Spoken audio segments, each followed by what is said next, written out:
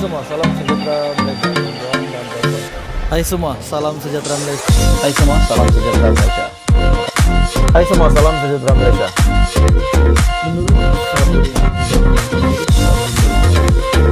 Hai semua, salam sejahtera Malaysia. Tuan-tuan dan puan-puan. Hai semua, selamat pagi. Salam sejahtera Malaysia, tuan-tuan dan puan-puan. Saudara-saudara semua. Satu lagi pendedahan yang paling mengejutkan. Didakwa ataupun dikatakan Bersatu telah dapat dana sebanyak RM4,5 bilion. RM4,5 bilion dikabarkan masuk ke dalam akaun Bersatu. Dalam pandangan yang lain, menurut Raja Petra, dana yang dibelanjakan oleh Bersatu oleh Perikatan Nasional semasa pilihan raya umum ke-15 adalah 4,5 bilion, 2 hingga 3 bilion. Ada yang kata begitu. Menurut Raja Petra, kenyataannya bahwa semasa PRU15, PN telah berbelanja lebih daripada 2 hingga 3 bilion. Dari manakah dana yang mereka dapat ini? Akhirnya, pendedahan berkenaan dengan RM92,5 bilion, 92,5 bilion yang dikatakan disakau, diseleweng. Siapakah sebenarnya pelaku ini? Dan satu laman web telah mendedahkan daripada Malaysia Today bahwa yang direman, yang sudah ditahan berkenaan dengan dana RM4,5 bilion ini adalah daripada ahli Bersatu sendiri. Kalau ini benar berlaku, benar-benar memang Bersatu ada ambil RM4,5 bilion daripada dana RM92,5 bilion yang diseleweng, disakau, dicuri, dipunggah. Apakah nasib kepimpinan Muhyiddin selepas ini? Sebab yang kita tahu, RPK juga ada membuat pendedahan bahwa ahli parlimen Perikatan Nasional akan dipecat. Pemimpin parti akan ditangkap disebabkan menyeleweng duit berbilion menurut RPK. Dan dikatakan juga Bersatu ataupun Perikatan Nasional menang pilihan raya umum disebabkan mereka mempunyai dana yang begitu banyak. Lebih banyak daripada dana Barisan Nasional semasa pilihan raya umum ke-15. Menurut satu laman web daripada Malaysia Today, Bersatu terima dana pilihan raya RM4,5 bilion. Benar atau tidak? Akhirnya SPRM membuat satu tangkapan.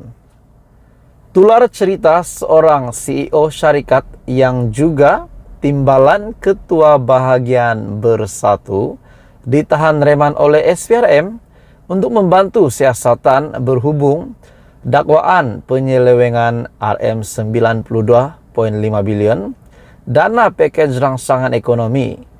Cerita yang tersebar mengatakan antara 3% hingga 5% daripada dana RM92,5 bilion ini disalurkan ke dalam akaun parti Bersatu. Wow, ini satu pendedahan yang sangat mengejutkan.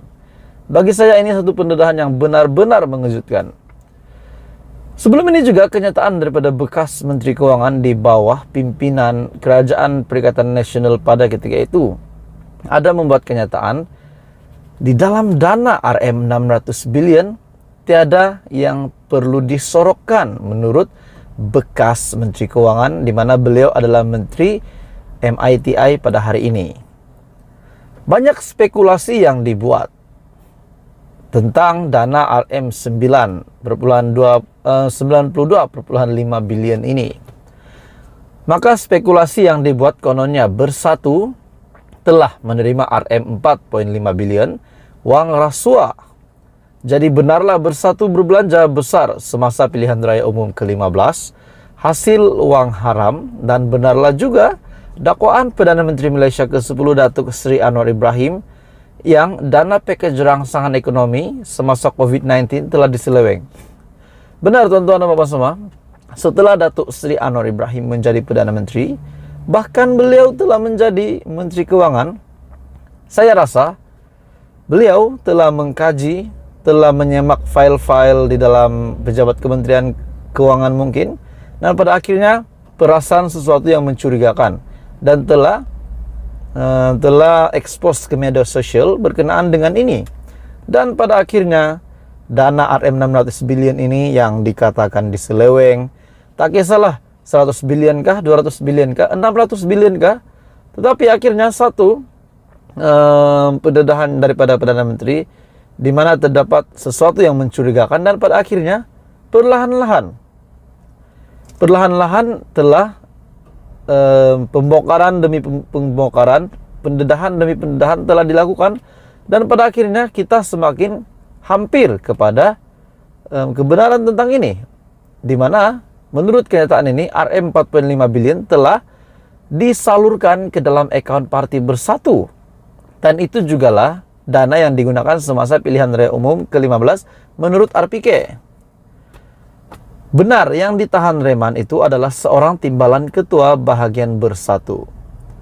Tetapi benarkah beliau disiasat kerana menerima rasuah projek bernilai 92,5 bilion? Dan projek apakah nilainya sebesar ini?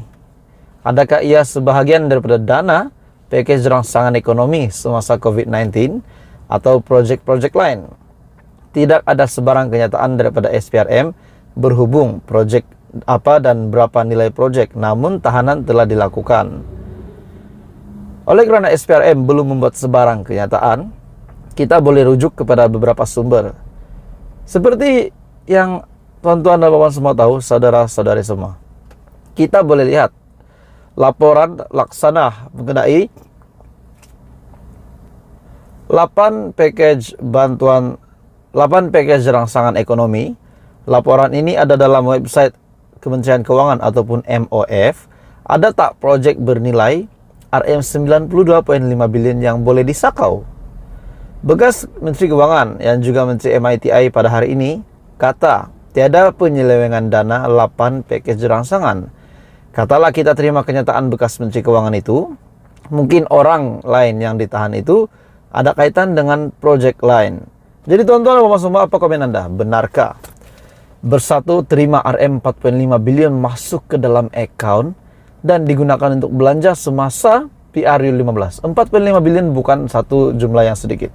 Jadi tuan-tuan dan puan semua, teruskan bersama di dalam channel ini untuk perkembangan terkini daripada politik daripada channel ini.